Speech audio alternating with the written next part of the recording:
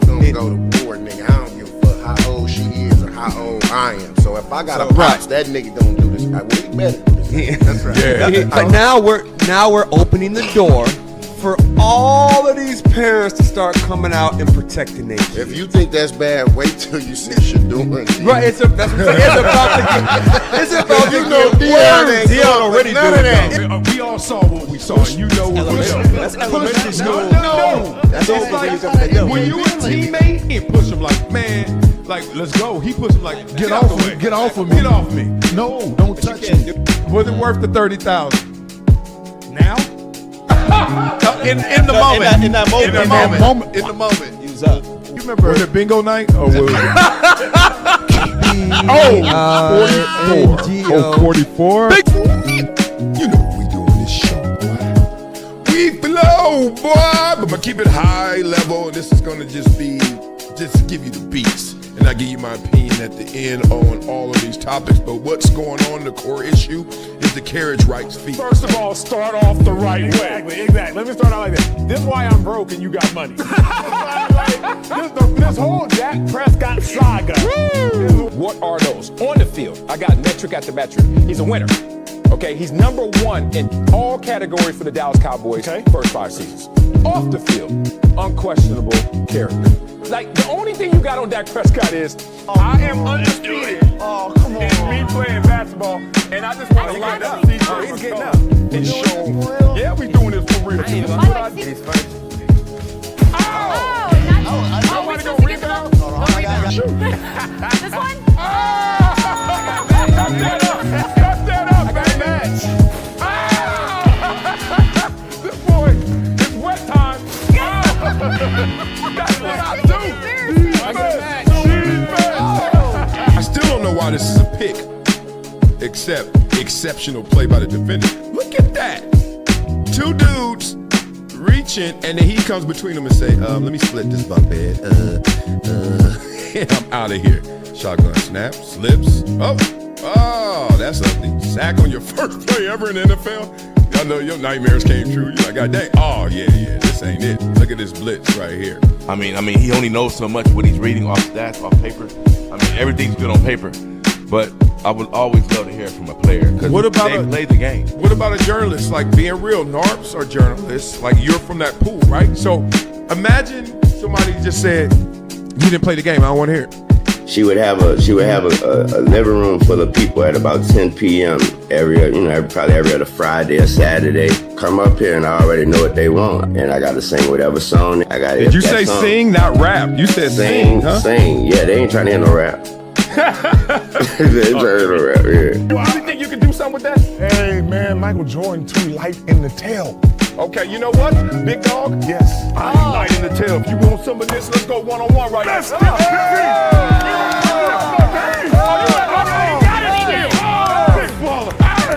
Everyone's playing the hits, but I'm a DJ. And one thing I know from my DJing experience is that you don't just play the hits. You play things that people haven't found out about yet. Discovery. Not up to me. I don't have this ego where I'm a buck, talk trash, and be like, yo, I don't like this. I don't like this. I'm gonna be like this.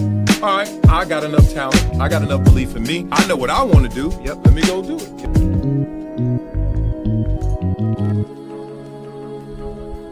Wah, wah, wah.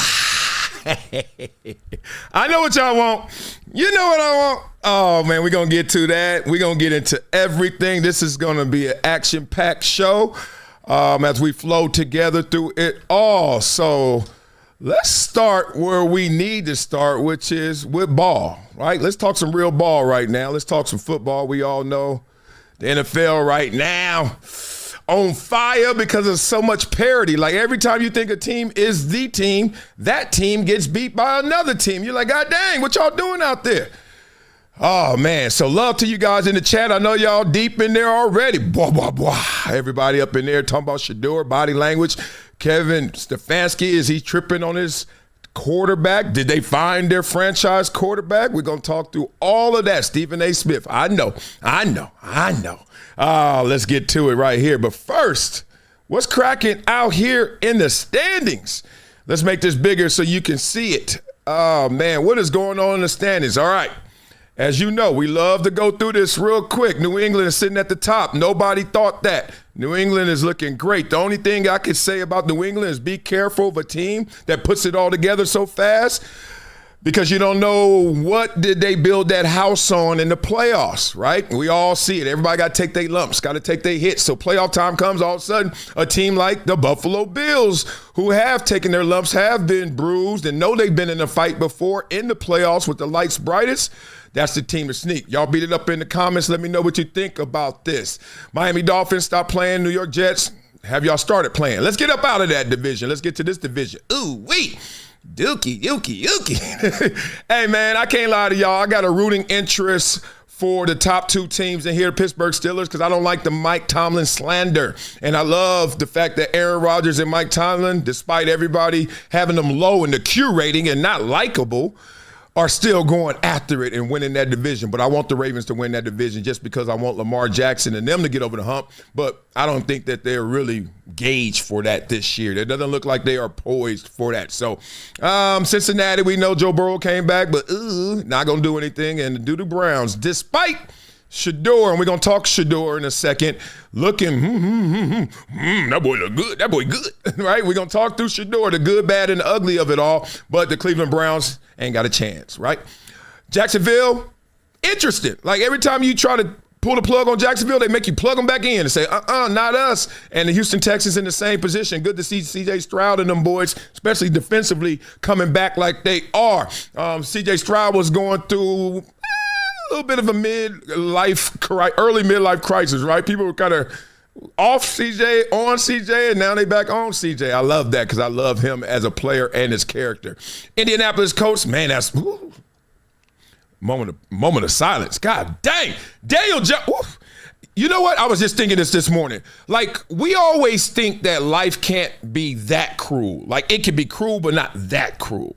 We always think there's a range of like cruelty and there's a range of like blessings, right? You always think in those terms, right? We think in relative terms because we're not absolute in our reality anymore. That's when they were in the Garden of Eden. They didn't even know they were naked. That's absolute. I don't even know. And then all of a sudden now you be like, oh, but I only know this much, that much, etc. Well, long story short, and not to get biblical on y'all, what did Daniel Jones do to somebody? He got a torn Achilles after the year he's having. Even though of late it's been a little bit of Sam Darnold of last year. Start off amazing, and then if you start squinting, you be like, I don't know about that. But a torn Achilles, man, messed up all his mojo, his confidence. I'm sure it's going to take a dip. The money, all bad, man. Damn it. Tennessee, well, say what you want, and say what you want about Shedeur, say what you want about the Cleveland Browns. They beat Cleveland. Weird. Anyway, Denver, just like Compton. We're going to see what the Denver Broncos really about. We don't know yet. I have a good belief in them, but I'm not. Look, if the Broncos lost to these Chargers in the playoffs, you're like, yeah, they got them in the regular season. You know what I mean? So it's nothing there. This is a story of a man named Mahomes. Whew. I could spend the whole show on this one, but I'm not, because this is not the time for that. Kansas City Chiefs. A lot of people, including me, were saying this moment would come. We just were off with the calendar. You knew it was going to come sooner or later. Like, you're just going to it's going to be a transition between Kelsey and Rice and all the weapons and the mess. Like, you just can't stay at the top forever. I mean, even the dynasty of the New England Patriots went through phases, right? Think about it. When they first got in and Tom Brady got in there, it was 0-2. And then they won the 3, and then they took a little bit of a break, even though they were undefeated, and they didn't win that year. Then they took a break. Then they, here's another 3. So Kansas City, because they got the quarterback, they're going to have to rinse and repeat. They're going to have to rinse, reload, and repeat, right? That's what they're going to have to do to get their success back. Right now, it's off. This year, they probably won't even make the playoffs. I mean, they got this much chance. They definitely not winning the division. They're out of that, but they got this much chance to get in. We'll see. And the Raiders, I mean, let's not do that. Let's not do that. But we know what the Raiders are about. But they got a dub. You know, they was close to getting the dub yesterday, but we're going to leave that alone. Philly. Okay, let's get to NFC. Philly and the Cowboys. The Cowboys had us. The Cowboys had us on the edge of our seat thinking that they really going to be real this year. Now, if you look up, it's basically a mediocre team, 500 by the record, but we can see they got some juice in there. Cowboys will be scary in the playoffs if you had to face them. Philadelphia Eagles, they play the Chargers tonight. I will be in the building, and if they need some pass rush help, if they need somebody to come off the corner, finna get busy, ask the big homie, who is he? I'm right here. Section 1, 2, 3. Come ask a G. Boy, I get out there and lose all my limbs. Nope. But I'm going to see the Eagles live and in person. I'll come back tomorrow and let you guys know about that. The Commanders, forget about Jaden Daniels hurt again. Golly. G-Man, we already know because of the injury to Scatterboo. The fact that Jackson Dart trying to do it all himself as a rookie, not so much, but at least they found a franchise quarterback. And that's the conversation. Like Shedeur looks good. But this guy got anointed, and I don't want y'all to make it racial, but the point is, we already said Jackson Dart is it. Are we saying the same about Shedeur? Because I think Shedeur has the talent, and he's fascinating. So let's see. Green Bay Packers. It's like whatever, dog. You know what I mean? Chicago and Green Bay. This is not to slight them. It's just like y'all can all beat each other, so stop playing. Detroit right there. Look at him in the third position, but still Detroit like, just like Compton. I could come get y'all. Don't play with me. Minnesota Vikings. No. JJ. Oh, they wait. Oh, if you in Minnesota upstairs, y'all better be careful. Y'all could get fired. I don't risk no ill on anybody, but look here. Y'all had Sam Darnold, then let them last couple games make you say, we don't want that dude. And then we already got JJ. We already drafted him. He's the one, right? He got hurt, so he red-shirted, and then you think he coming back out in a sweatsuit. You're like, oh, look at him. He looks insane. First game, he looked a mess into the fourth quarter, and then all of a sudden, we got our guy. No, you don't. No, you don't. You know you don't. Oh, I hate that. I don't know J.J. McCarthy. I just catch the clips, and he got the mentality of a different position. Like, he seems like he's trying to be more than just a quarterback, especially a young quarterback, and it's like, okay, you want to put the whole team on your back. That's heavy. That's really heavy. So let's see. Tampa, Carolina, Atlanta, New Orleans. This gumbo bowl, this ain't nothing. Look, somebody going to come out of the division as a winner. And Carolina sneak you. You know, we saw what they did to the Rams. Then you saw what the Rams did yesterday. You're like, oh, dang, what's going on? It's a beautiful thing, even though I like a league where there's a Goliath, right? Not by record. I like a Goliath by like, yo, you ain't beating them, right? And we don't see that right now. We got the Rams, we thought, but then they just lost to them dudes. And then, you know, whatever. Seattle's right there. Seattle got a good chance because Sam Darnold been through it. Now, the playoffs is a whole different animal, but at the same time, he's been through it. I like that. Sick passing game. 49ers hovering around, trying to say, lurking in the bushes in the alley, and then the Arizona Cardinals, we leave them last because, you know, they say save the best for last. We saved the worst for now.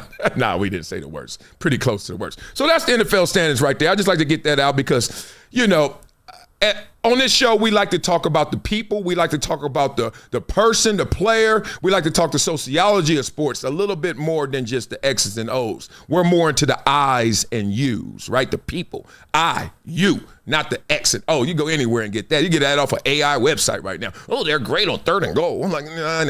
I want to tell y'all some stuff that I know, some of the insight and stuff that I know. Well, beat it up in the comments. Let us know what you're saying, what you're thinking. If you guys super chat, I will answer that at the end of the show. Someone told me to do that. I said, all right, I'm going to do it. But people know I got $5, so maybe they won't do it. But y'all better do it. Damn it. People are saying this is like a Madden simulation season. J-Rod says that. Yeah, I don't play Madden. I ain't played Madden since 1995, so you tell me. After 95, I was like, that's it. One, I was about to leave college. And two, I was like, I can't run back 50 yards and then throw it, and it's still a good completion. When they start making it realistic, I was like, man, forget all this. Hell no. So, no. And guess what? Guess who else said no?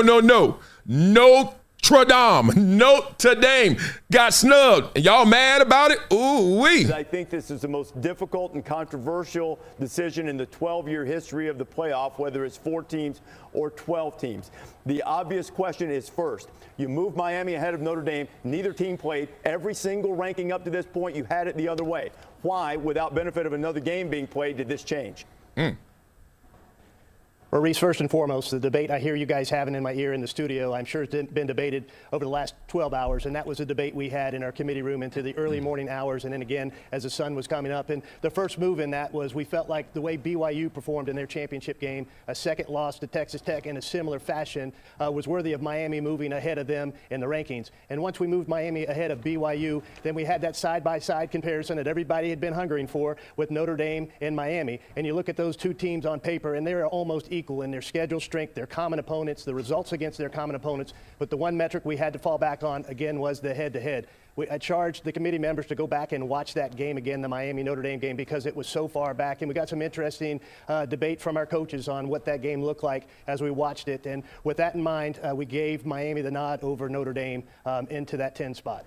Okay. Now, everybody's sitting there when they heard that, and Reese couldn't wait to get back in. Excuse me. Y'all waited how long to watch the game again and say, oh, they won, but let's look at how they won. If we played them already, will y'all stop talking to me about how good they are, they're better than me and got them ranked higher than me, and we already played them and we beat them? Isn't that weird, right? This is the same argument I have all the time with some of the conversations, whether it's a Kobe Shaq conversation, whether it's a Kevin Durant and Steph Curry conversation. Me, the player, always says they were together. And when they were together, who was better? But he was younger. Okay, head to head, right? When they went, they were like, when you're on a team, no one ever defers to a lesser position. Coach makes that happen. And you know how he makes it happen? By the actions he sees on that court, on that field. He's like, you are better than him. You are first option. The ball finds its way, right? Same thing in this. Look, I ain't got to think too much. Y'all do it. I see the action. You beat them. They're ahead of you. What's going on all that time? It's kind of weird, right? But Hunter, the way you guys go about ranking teams, you don't just have them rank their best 25 and everybody adds it up and do the math. I mean, the head-to-head, these teams had, almost by mathematical definition, had to be in the same group to be evaluated prior to this. I don't have a problem with the outcome. I'm asking about the process. So you're telling me that head-to-head never really came up until they were ranked side by side? That seems to be different from the process of ordering and ranking the teams that you guys go through. Ooh, put his foot to the fire. Ooh, he burning them corns up. Let's go. What can he say? What more can he say, right? Well, Reese, if you recall, Miami was a loser of 2 of 3 when they entered the poll at 18, and they were in close proximity to Louisville at the time, who I believe was below them in 21st or 22nd spot. And we didn't use the head-to-head metric to compare Miami and Louisville. Louisville, a team who had beat Miami, but not until they really got in close proximity, side by side, with the move with BYU, were we able to evaluate just those two teams side by side. We always had someone between them, whether it was previously Alabama and BYU, and then just BYU in the last week. Okay, but I still need a little further explanation Thank on you. why this matters. One more. It is accurate to say that at some point in this process, prior to this weekend, that at least in the group of teams, the 6, and when you go to 4 and carry them over and all of that, that Miami and Notre Dame have been in the same group for evaluation. Is that correct? Uh-oh. That is correct, Reese. Okay, so why is it that they had to be ranked side by side with no one between them for the head-to-head to carry the day? Hey, chill, dog.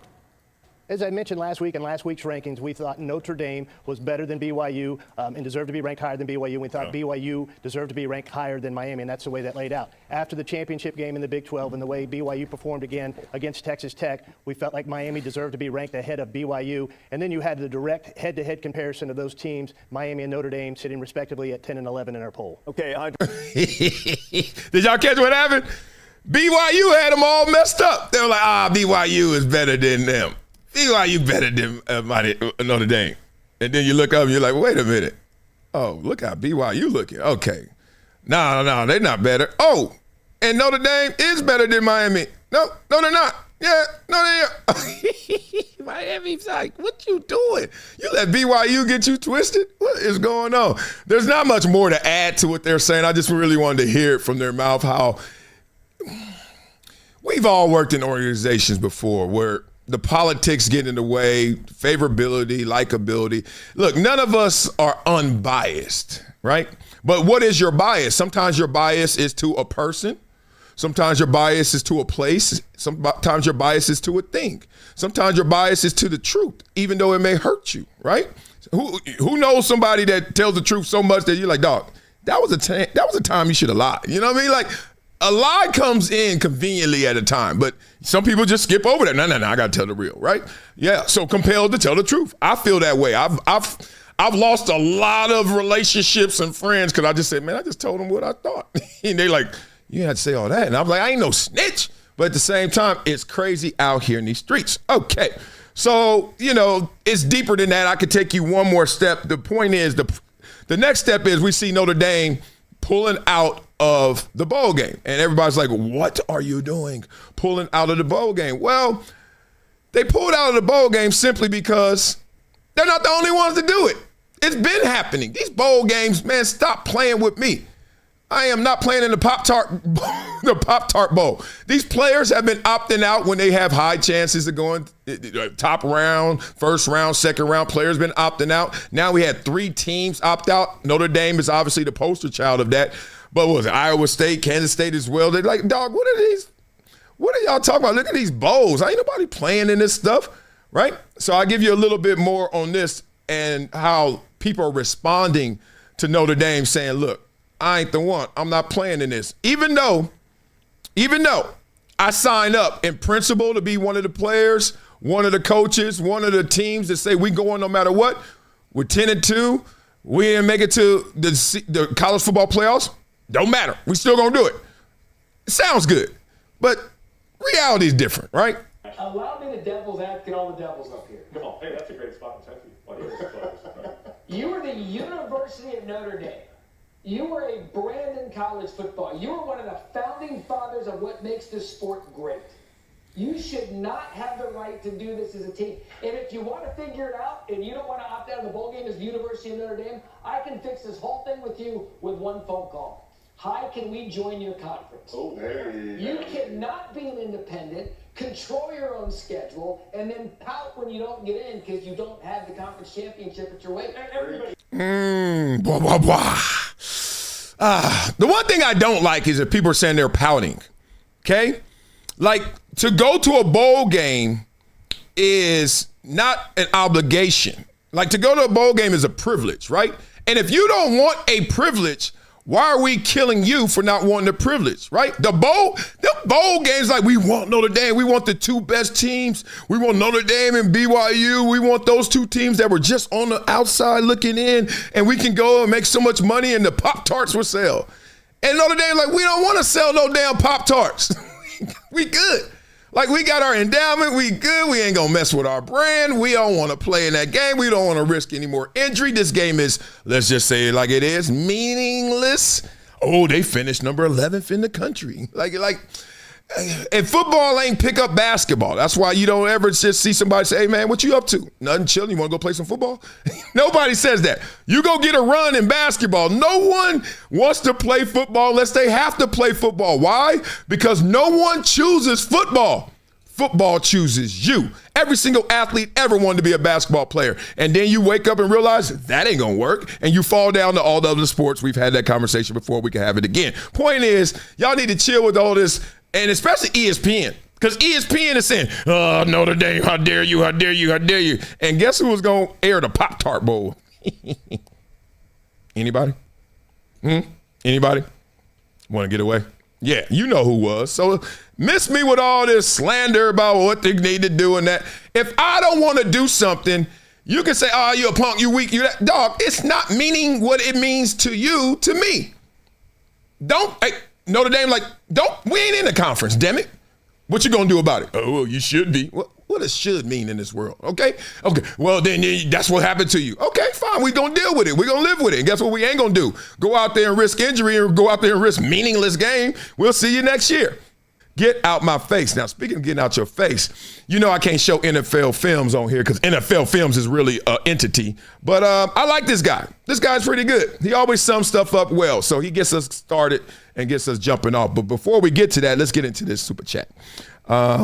See what y'all talking about. Notre Dame could do whatever they want to do. Thank you. J-Rod is the same as me.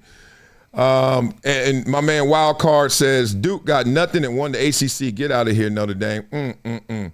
So my Papa Monk said, please don't rap. Please don't rap. Y'all crack me up when you love my raps. Thank you. And if you don't love my raps, thank you. But it's your choice. It's kind of like Notre Dame. Like, the raps are always going to be at the end. And if you don't want to stay to the end, not here on this. This is a live stream. I'm not going to rap here. I do it when we do the video clips. But if you don't want to, just do a Notre Dame. Opt out. It ain't that deep. Come on, y'all. I got your back. I want to know what's going on with Kevin Stefanski. Why do you take Shedeur Sanders off the field for that 2-point conversion? That was the most humiliating game I have ever watched as a Browns fan. Kevin Stefanski needs to be fired tomorrow. Shedeur Sanders, in his third ever start as a rookie, first of all, had a phenomenal game. Damn near 400 yards passing, 4 total touchdowns, played great, played to win. And you know what? He was the only one. With 4.5 minutes left, Shedeur Sanders took this team down the field, punched in a scramble touchdown on the ground to make this 31-23. Kick the extra point, Kevin. We still don't know why you decided to go for 2 there, but you didn't get it. So now it's an 8-point game instead of 7. And what does Shedeur Sanders do? The next time he gets the ball right back down the field, scores a touchdown. You are 1 2-point conversion away now from tying this game up and going to overtime. And I want to know what's going on with Kevin Stefanski. Why do you take Shedeur Sanders off the field for that 2-point conversion? He is playing out of his mind for the last 4.5 minutes, scored 2 touchdowns, brought you back into a chance to tie this game up, a game that you have blown from the beginning. And you take him off the field, and not only do you take him off the field for that 2-point conversion play, but the play you called instead was one of the worst plays I have ever watched in a professional sporting event in my life. Okay, I don't know how you've been living, but let's stop right here.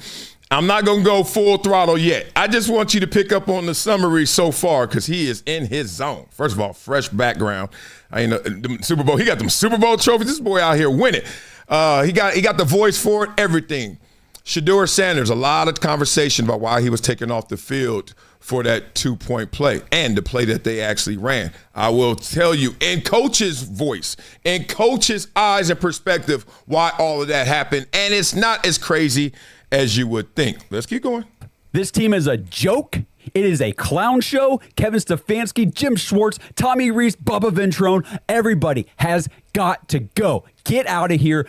Get away from Cleveland. We don't want you. I don't fault anybody for questioning whether or not this coaching staff actually wants Shedeur Sanders to win games because, damn it, he won that game, or at least put you in position to tie it up. He came back with everything you want to see from a quarterback, especially here in Cleveland, with the grit and the toughness and the determination that he is not going to lose this ball game. And you know what? Kevin Stefanski, decided that you were going to lose this ball game. And you know what? You did. Not just to anybody, but to a 1-win football team. Everything about this is sketchy. I don't care what anybody says. I'm skeptical, and I don't blame anybody for thinking that way.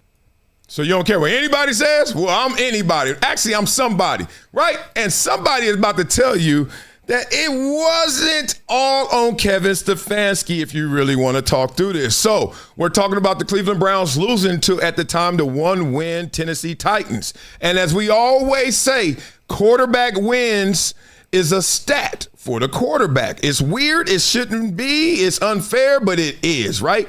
That's why Tom Brady's the GOAT. How many times did he win a Super Bowl? That's based off of winning games, especially the most important game, right? So it is, right? In this ring culture, you got to build it somehow, and you build it by wins. So if you're Shedeur Sanders, it's weird. A lot of stuff is going like in opposites, like a battery, positive and negative, right? There's some positives. The stat line looked good yesterday, right? We got 4 total touchdowns. That's pay dirt 4 times. Okay? Only 1 pick, right? So Ballin got stats. First rookie this year to throw for 300. Go Shedeur. Come on now. Love us. But it didn't add up to a win. And then it added up to a loss to the worst team in football, who's projected to have the number 1 overall pick. So once again, this is just Shedeur's road and journey for this first year. Good and bad, right? 5th rounder, good and bad. Starting, like there's good stuff. You're starting. You got some stats now. Team looked like they were rolling with you. And you got some bad. And I'm going to talk through it. But we can't look at Shedeur and absolve him of all guilt. like that sounded like. It was all on Kevin Stefanski. No. Because one, we can't say you beat the Raiders without saying you lost to the Titans. So which one is it? You gonna give him credit? He beat the Raiders. And that stat line wasn't that good. Not like this. And then you're gonna flip it and say, but you lost to the yeah. So they both are true. You beat the Raiders if you're gonna say that, which is not how I talk, because the quarterback don't do it all by himself. You beat the Raiders. Shedeur beat the Raiders. What you talking about? When they were trying to justify some of the bad plays. He beat the Raiders. So now when you're trying to justify the good plays, somebody gonna sit there and say he lost to the Titans. That's line one. Mm-hmm. So the guy said he don't want anybody to say anything. He doesn't care. You better start caring, because this is logic, brother. Here's the second thing. If you really want to look at, I said all the glowing things about Shedeur, so y'all don't call me the Shedeur hater. I'm just always going to take you into the locker room, into the film room about Shedeur, and I'm going to do a film session on Shedeur. I'm going to try and get all his passes, all his throws, and then break that down. So let's have some fun on that. Check the channel later. If you're Shedeur, stats to the side, there were critical moments. What were they down? They were down 3. Yes, don't quote me, but I think they were down 3. And then Shedeur gets a hockey pick 6, right? He throws a pick, the guy runs for a lot of yards, gets down, and then they score on the next play. Hockey pick 6. That's on Shedeur. That's 7 points, potentially 8 points. Shedeur, whatever. Happens, right? That was his interception. And then the 2-point play. Now, I don't know why he was going for 2. I've seen weirder things, but I seen Bill Belichick one time go for 4th and 2 on his own 18-yard line in Indianapolis. You remember that? It was like, everybody was like, what is Bill Belichick doing? Point being, I've seen weird stuff, but that was weird. But he did it. But guess who was under center for that 2-point conversion? I'm listening. Y'all know who it is. Okay?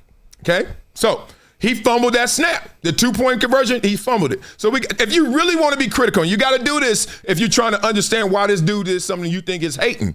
Well, then try and understand him instead of just say you hating. You sound dumb because you don't have any evidence. You don't have any ammo. Always in any negotiation, flip it. See what they're going to say. If you're Kevin Stefanski, if you're being real and you honest, you had a couple of shots. You're like, yo, he did say it post game. He said, look, we went for 2. It's all on me. We went for 2 the first time. We didn't get it. Basically, he was saying Shedeur fumbled it. Then the second time we went for 2 because I already put us in a bad position. And we got to go for 2 so we can try and get this. So we can tie the game. And in that situation, what happened? They ran, I don't even know what you want to call that. Flea flicker reverse, right? And it probably was going to be a pass at that.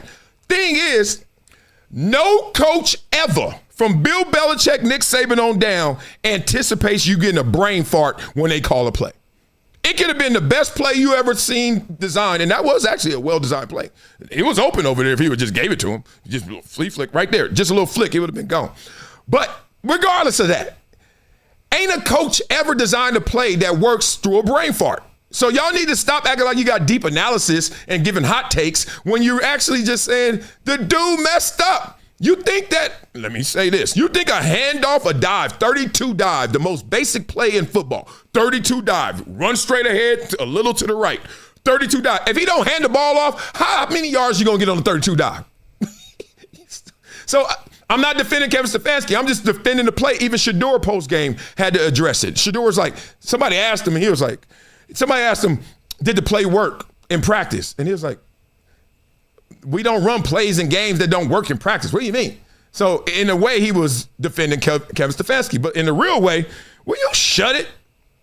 Like, everything ain't sabotage, y'all. Shit don't work sometimes. It just don't work, right? That's why I think of people. I think people get weak, or they are weak in that moment when they always got to blame something else instead of, you messed up. You know what I mean?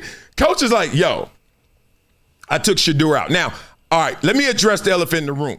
Why you keep taking Shedeur out? The Raiders game, it happened twice. Could have been touchdowns, made that stat line look a lot better instead of what? 1 touchdown, 1 pick. Could have been 3-1. Woo, that looked different.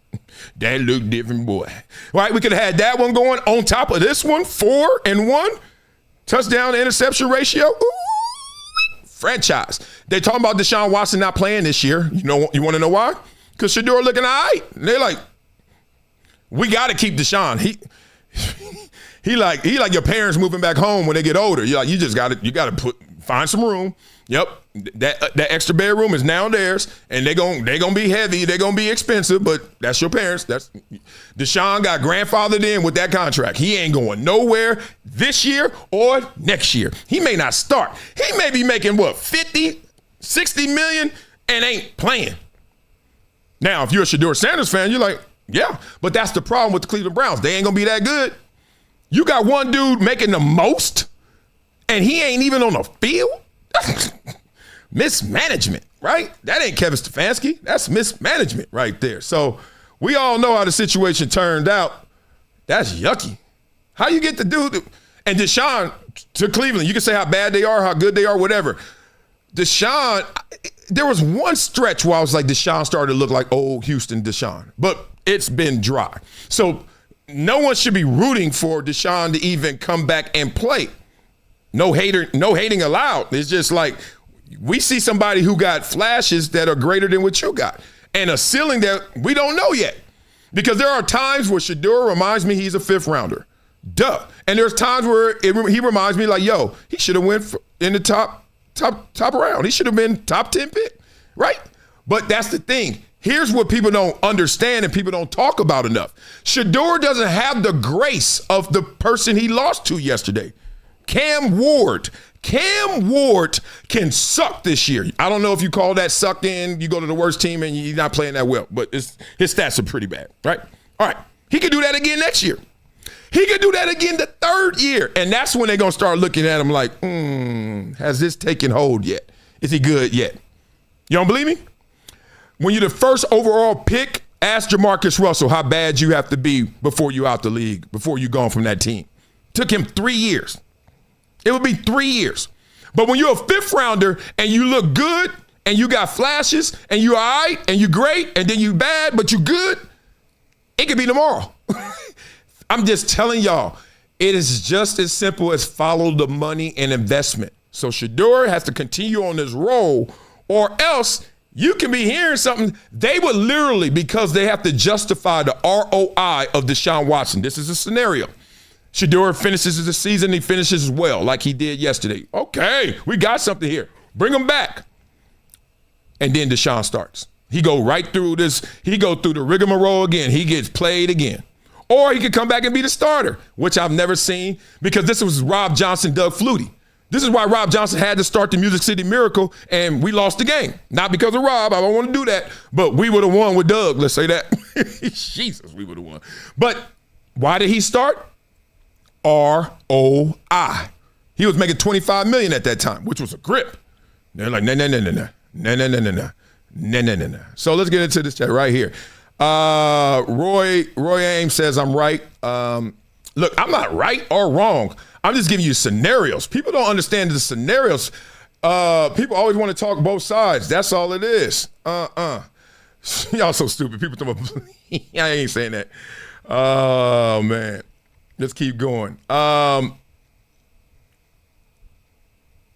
Yeah, I see a couple of these comments talking about y'all don't like me talking about Shedeur because I don't love him. Well, I tell you what I do love. I love the potential.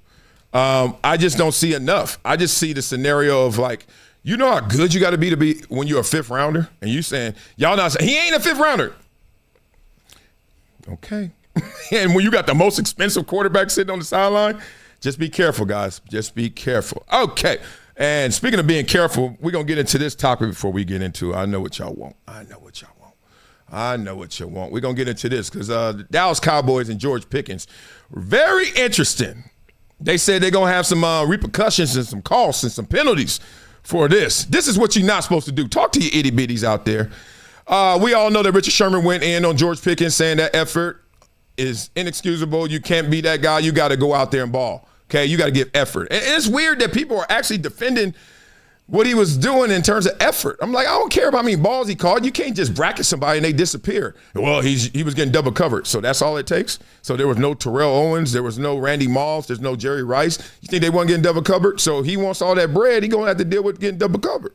So Sherman says what he said, and then this is what he said, and this ain't it. Stay off Instagram if you mad, y'all. Stay off Twitter if you mad, y'all, especially if you got a platform and a profile and you're a public figure. This is a team game, LMAO. Laughing my butt off. I'm not the only one on the team. Stop becoming an analyst and talking about one player when he playing a team's game. Lots of has to go right for explosive plays, and it's funny because I thought former players would know that, such as, hey, Richard Poop. Oh, there you go. Sherman, who, by the way, ain't without the Legion of Boom. We all remember San Francisco brother. Oh, that's cold. Much love, Ninja. Don't speak on me unless you know the game of football. As a former player, not a, oh, damn right. Now, I don't know which words work on YouTube, so I don't say them unless I'm on the rocks. Fan analysts that act like double team is not a thing or certain bracket coverages don't exist. Knowing you play ball would show me you a leech, weirdo. Now, Twitter, eat this up. Clouded our world. That just cost him some money. Now, he going to get fined, or they already said the Cowboys say, we're going to deal with that. No worries. Come on, dog. Like, you in a contract year. They talking about hundreds of millions of dollars for you, and you feel the obligation to go to a social media platform to talk to a bunch of people who really don't rock with you, right? They don't. Like, social media ain't there for like, yes, where do you live? We're coming outside. We're going to bring the army and let's march. Nobody gives a damn, right? They just going to click it, like it, retweet it, something, but it ain't transactional for you and it ain't going to make you no money. That's not going to make you no money, but you posting that, it's going to help lose you some money.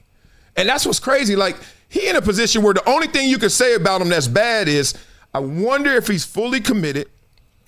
Will he get distracted? Will he detour, right? And you literally can't take one day of criticism. He's been having an amazing year. One day of criticism from Richard Sherman makes you go off the rails.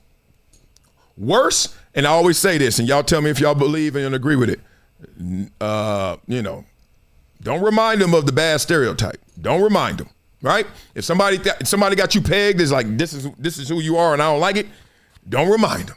And you just reminded the Dallas Cowboys, oh, yeah, that's why the Pittsburgh Steelers said, here you go.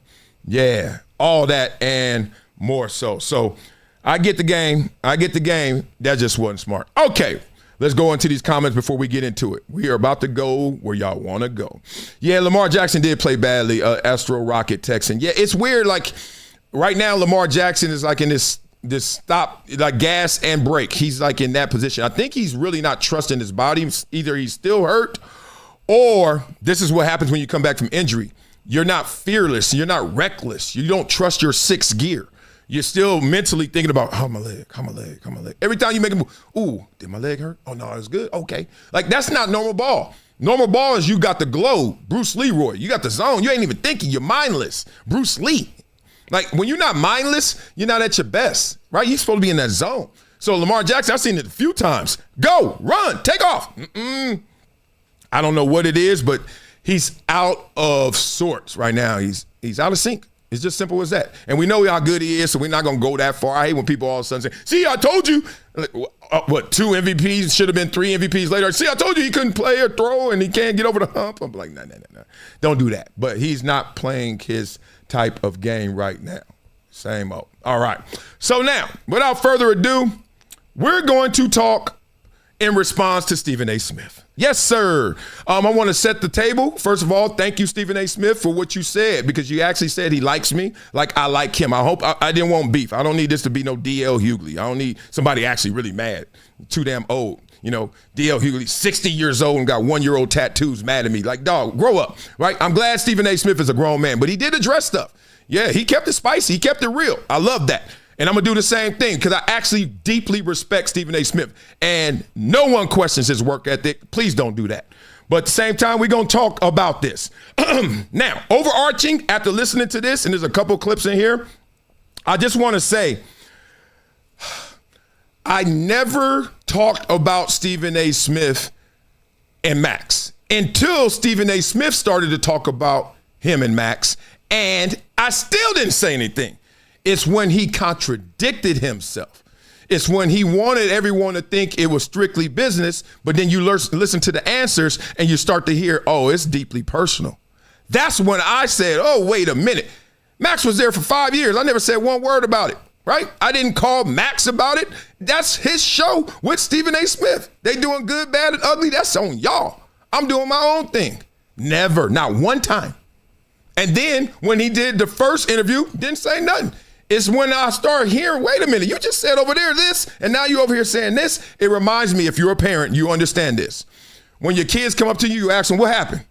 And then they just start lying. And you know they lying. On the inside, you saying you lying. On the inside, you start giggling. And you're like, wow, they really gonna try to make this work. You really gonna try to make that point, go with that point to make this lie sound truthful.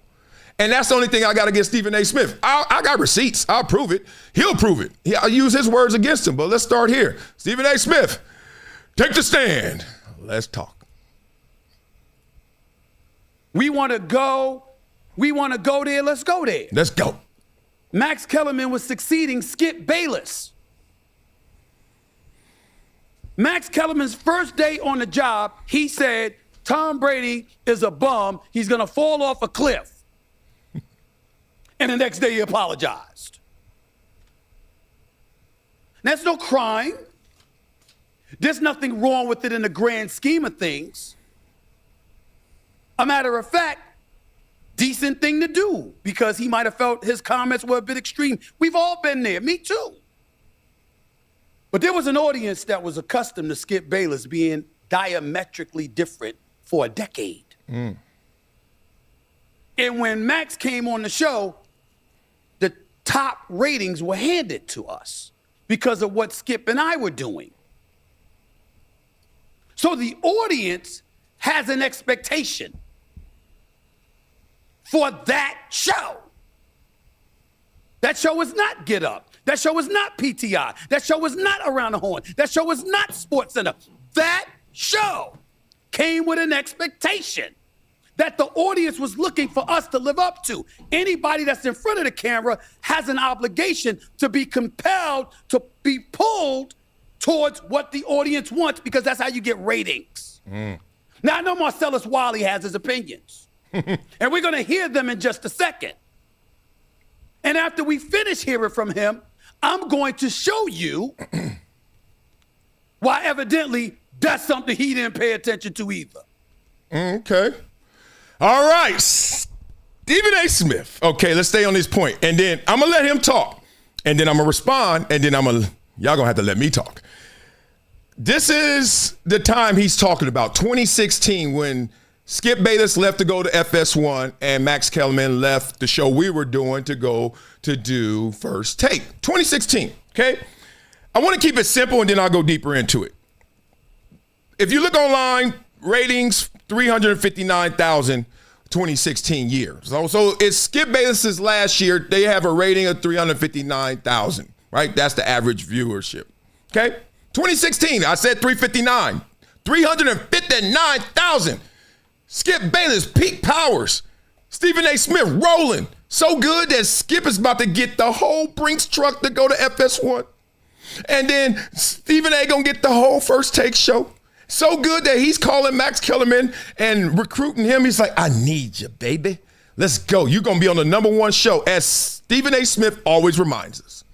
2016, Skip Bayless, 359. You know what the ratings were the next year? 449,000. Damn near 100,000 more, 90,000 more people. Average. Ratings went up when Skip left. Now, all this viewer expectation, etc., if it's not the numbers that justifies your point, Stephen A. Smith, then it has to be the narrative.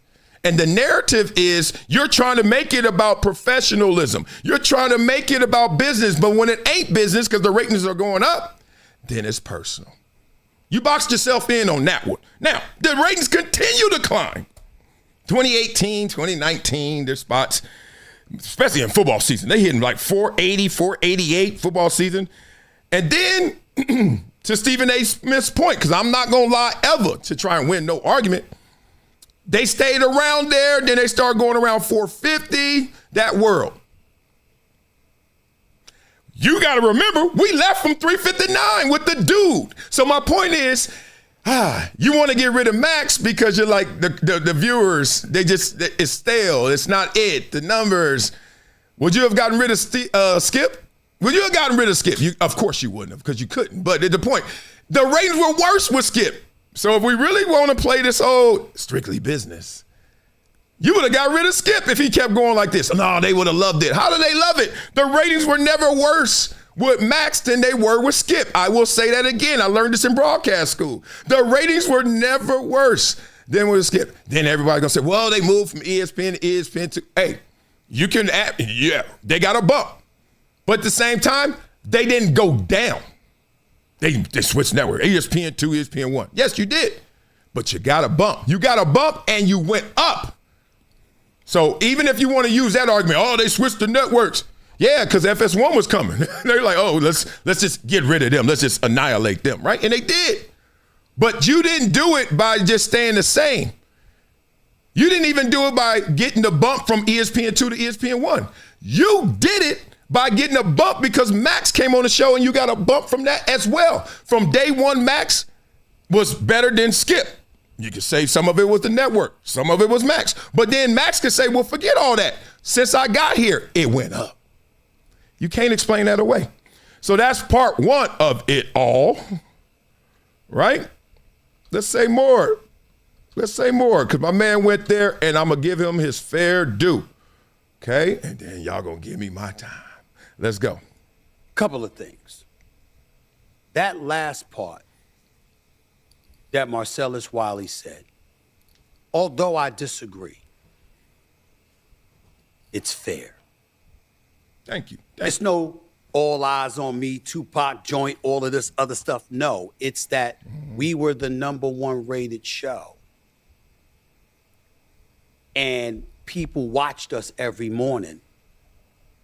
And there was an audience out there demanding, why the change? And I had to answer for it. Would you have preferred that I run and hid? And not said anything and not tell you where I stand, Marcellus Wiley? Would you have preferred that I thought the fact that I was, that's how I felt. And I said so, period. I ain't apologizing then, I ain't apologizing now.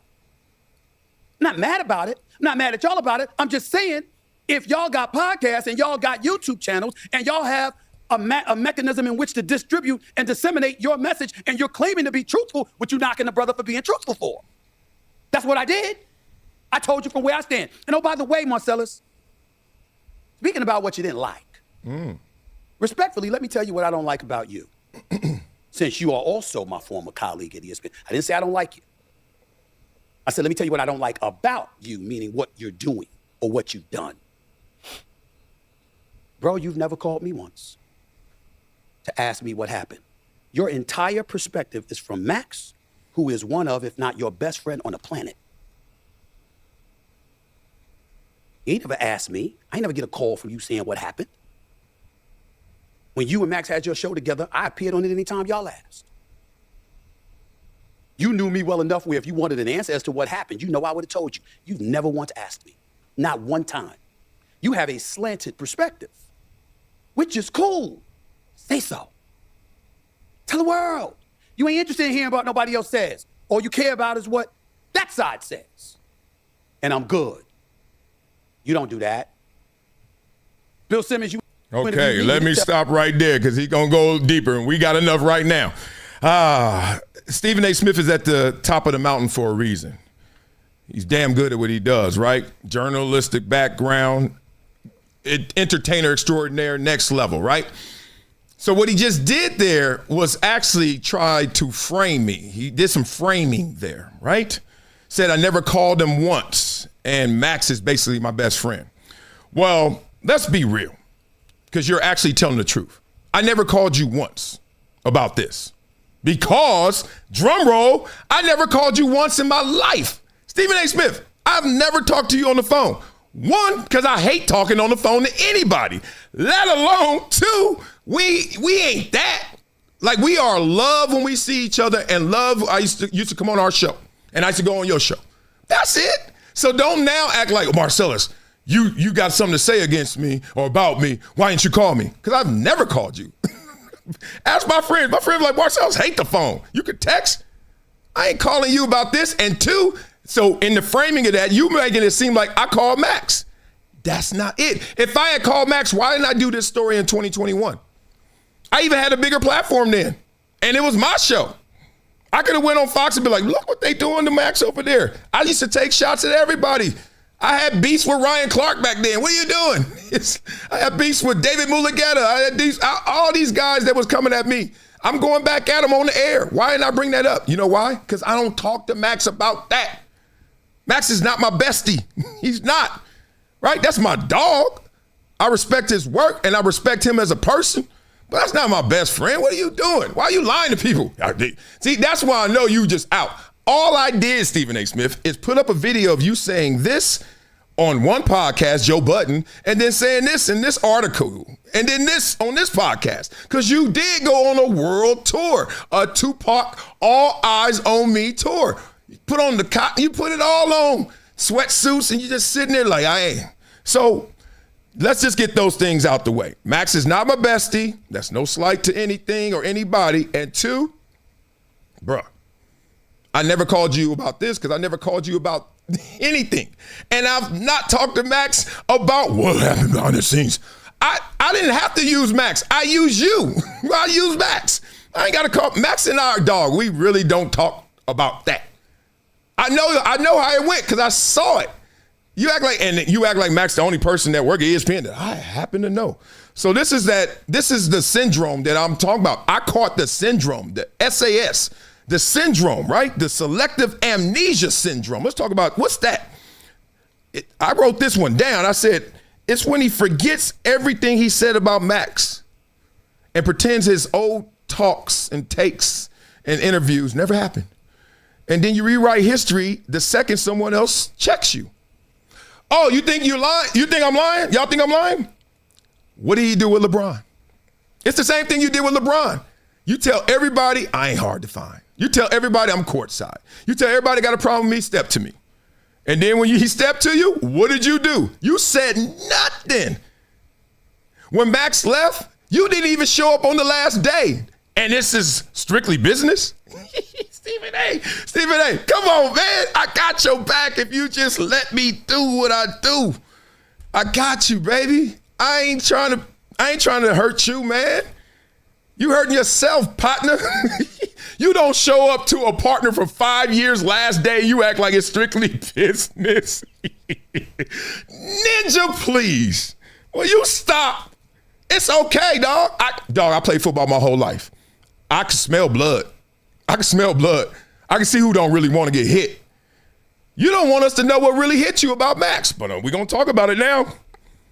So that's one of the syndromes I saw. That's selective amnesia. Here's another one, the spin and shift, SAS.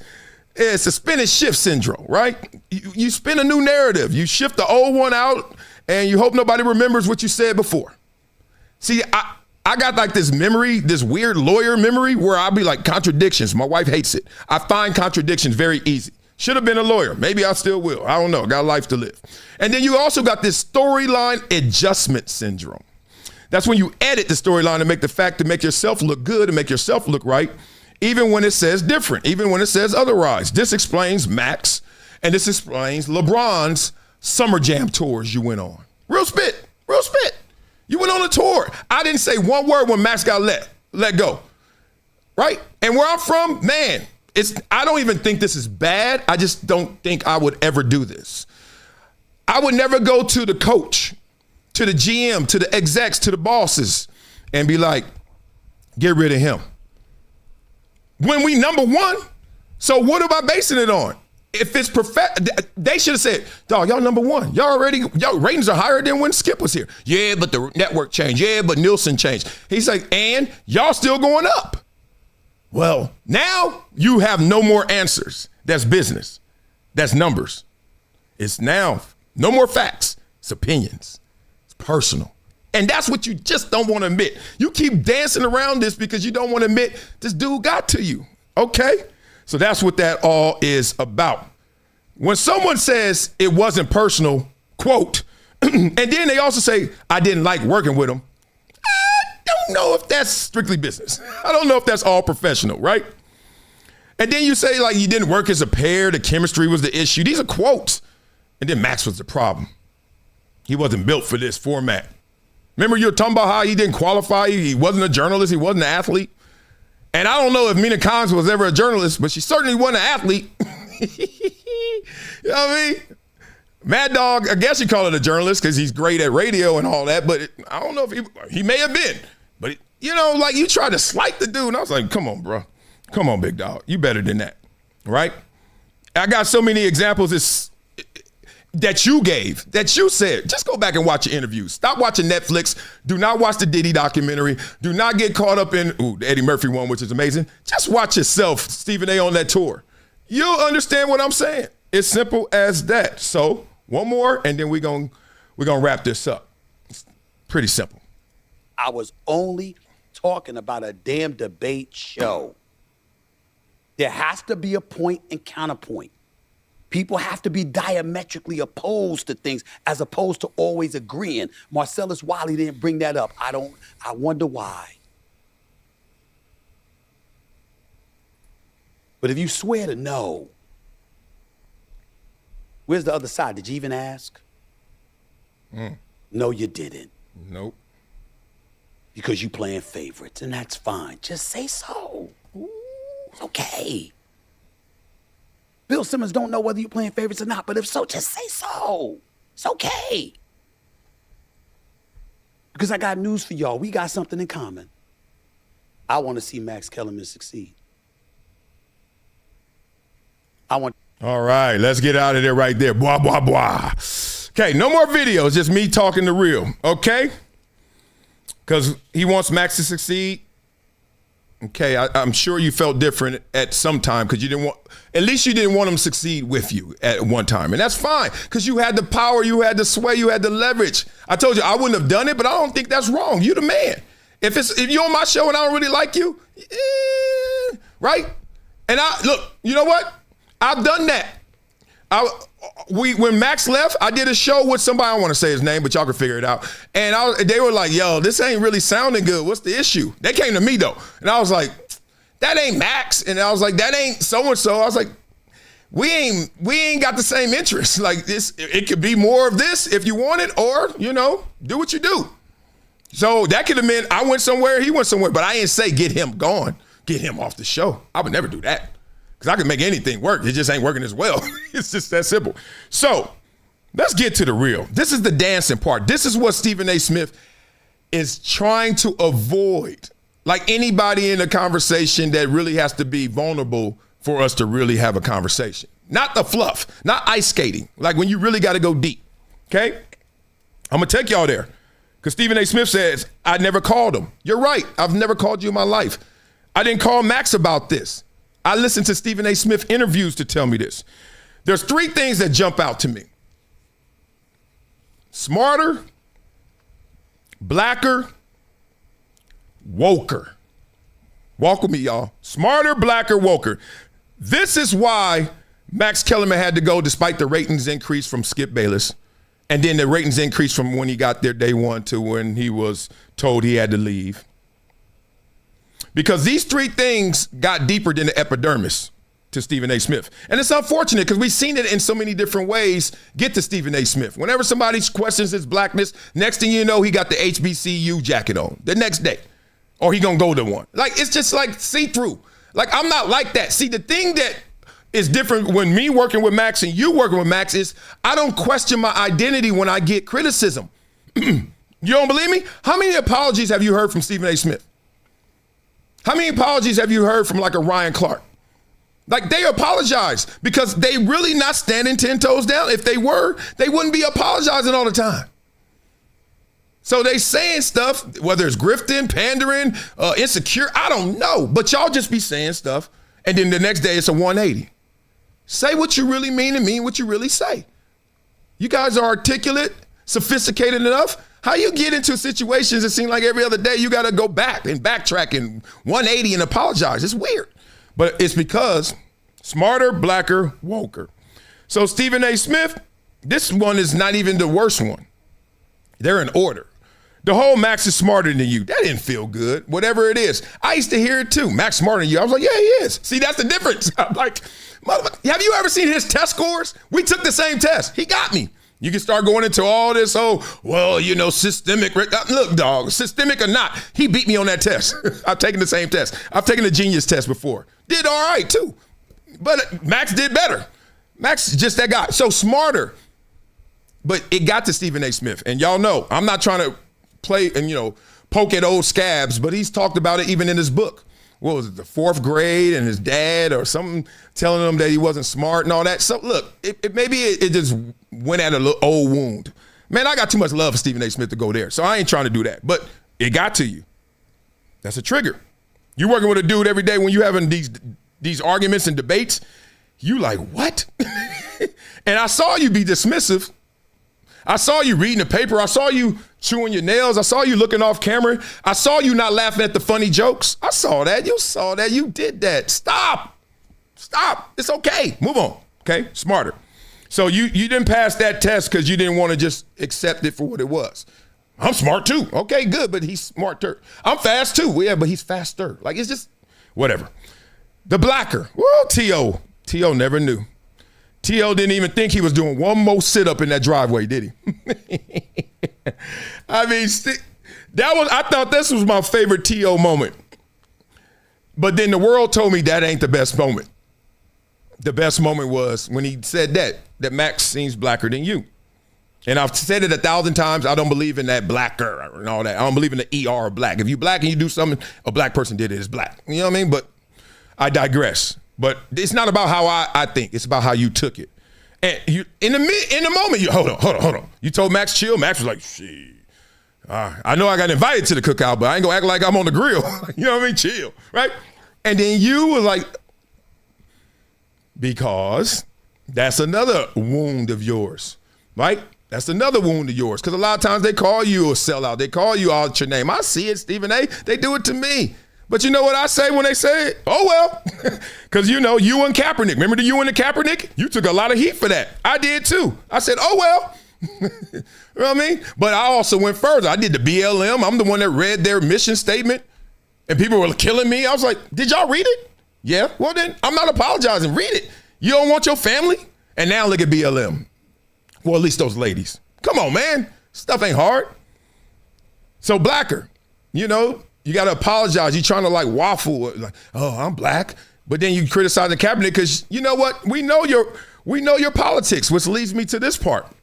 Woker. Working with Max. Max is liberal. We hear it, right? I don't even know if he would call himself that. I've never asked him.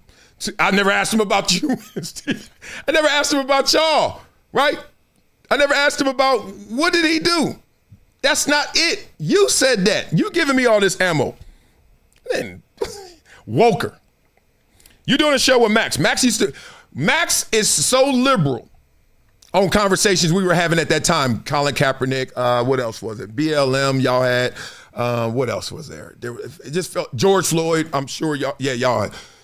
That if you're a black person, and you are, and you're talking to a white person that's liberal, and they sound woker than you, they gonna come off as sounding blacker than you. They gonna sound like they more down than you. They gonna sound like he's over there telling you why Kaepernick did it, and he understands it and supports it. You're being critical. I've seen the shows. And then, oh, look at this sellout. Whatever you want to call it. Right? Right? And there's a difference between being black and being woke. Because if you're being black, you can go the whole spectrum. The whole spectrum. The way it's really intended. Right? You can go the whole spectrum and people get it. And people are like, damn. Now they're going to come at you with criticism because they, a lot of times, like Joe Biden said, if you're black, you're supposed to do certain things. But that's not black. Now, woke is, yeah, you better. Right? And so doing a show with Max, and he's talking his liberal points, and he's more woke. I don't even like that word, but y'all get what it means, so I got to say it. You sitting there like, what? They killing me for saying what I really feel as a black man, and they loving him because he is saying what he's saying, and he ain't even black. And that was probably just stirring up until T.O. came and hit one more sit-up, and wow, all life changed. All life changed. So in summation, man, look, Max is not my bestie, right? I never called you once because I never called you ever in my life. And I respect you, man. Keep it going. But this, you should have let it go when you had the power to get rid of Max Kellerman, put him in another position where he had not one but two jobs and he got the same amount of money. You should have just let it be. But you know why you couldn't? Because he cut you deep. His existence cut you deep. And instead of using that, that's a flex. I wouldn't told a soul. I wouldn't have told nobody. Like, I got rid of the dude. Now, if you want to be thorough and honest, then go all the way. Yeah, I got rid of him. Why? Because this, and this. Instead, you said, oh, no, it was the numbers. Oh, no, we were diametrically opposed. We were on different ends of the spectrum and debate. And it was none of that. It was none of that. That show was successful. It's always been number one. It got even bigger and better with Max. And since Max has left, it's gotten bigger and better. But that is to my point. Would you have got rid of Skip to get Max? No. So why'd you get rid of Max to get the cast of characters? It's about you, big dog, right? You sitting there trying to explain this, and you can't explain it unless you go there, and you don't want to go there. Lead with your weakness. So instead of you flexing, getting rid of Max and put him, repositioning them and being like, this is my show, you know that he can't talk. And I have not asked Max about this. You want to know why? Because I signed the same damn contract. Right? The NDA, non-disparaging, right? Non-compete. You can't go nowhere. You can't say nothing. If you want this money, Max, shut up and chill. Okay. I told you before, Max loves to chill. That's his thing. He don't want to do nothing. He don't want to go outside. He don't want to do nothing. He want to chill. So you knew he couldn't speak for 2 years, and guess what you did? Speak. Just kept talking and talked your way into this conversation. Right? Bill Simmons, Max Kellerman talking about you like, dog, come on, man. Like, we know what it is. And Bill Simmons, your boy, he said it too. He's like, look, I love Stephen A. Smith. I rock with him. Same here, except I ain't like the tour. A guy can't speak for 2 years, and then you can, and you making up stuff, and then you acting like that's the real, and then after that, you try to literally say, oh, I was breaking it down, telling the truth. And then when Max says 5 minutes worth of talk to respond to you after 2 years of you going on a Summer Jam tour, you got a problem. Stephen A., I'm going to get up out of here. Answer some of these questions in this chat. Stephen A., stop. Stop playing. Like I said in the beginning of this, you just sound like somebody coming up to you and you just looking at him like, dog, that ain't it. I know, look, I know it's okay. We rock with you. You still got the #1 morning show. You act like people don't rock with you, but you ain't got to lie to kick it. You ain't got to lie, Craig. You ain't got to lie. All right, I'm done. Unless y'all want more questions. I just speak the truth. My grandmother raised me this way, and I hated it till I was like 12. And then I was like, yo, this is the best way because you ain't boxing me in. You know, no one's perfect. I'm not perfect. I may say something here and say something there, but it's not with malintent, and it's not to mislead you. Okay? Stephen A., we all watched in real time you with Max Kellerman. Some loved it, some didn't. That's every show. Some people love Skip Bayless, some people didn't. But the show got bigger. You could say Nielsen ratings. You could say change in network from ESPN 2 to 1. And you could also say Max did better. Max did different and better. Max did good. Whatever you want to say it is.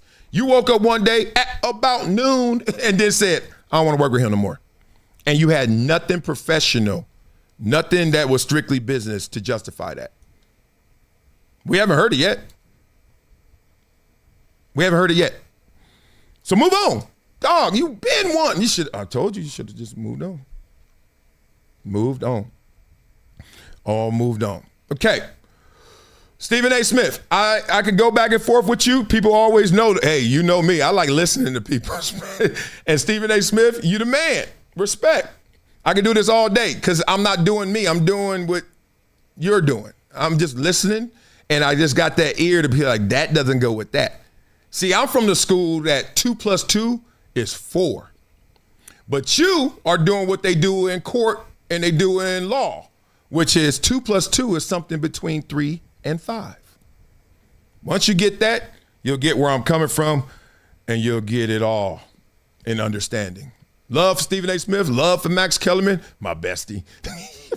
That's been months I ain't talked to my dog. It's okay. You know, when the signal is strong, you ain't got to be there long. And then you be like, yo, what's up, boy? It pick up like this. Like that. Come on, man. Don't do that. Don't frame me like that. That's disrespectful to Rory Wilfork, Jabari Magnus, and Matt Linzen, and my sister, OG Henny Lokitiki. Those are my best friends. I was supposed to say my wife, too, and I'm working on it. Nah, I was kidding. I love my wife. She everything. Those are my best friends. Come on, man. Don't do that. Don't frame me. I haven't framed you. I just listened to you. I can start framing. If I'm doing all this with listening, boy, don't let me start framing. I wouldn't do that because it's not truthful. It's not real. Well, love you guys. Keep it real. Keep it real. The receipts are out there. I would never slander this guy, but I will use his words for him and use his words against him. All right, are there any other topics to talk about? Absolutely not, Wiley. It's over. I should play the beat. play the ether beat. Let's go. It's been a decade plus that I knew that this day was going to come. Oh, this is not hyperbole here. Because I believe the verse.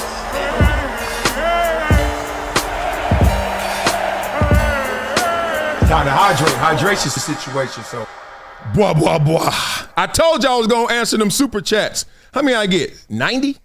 I don't even see them. They somewhere in here. I got you next show. Peace. Peace. Peace. Peace.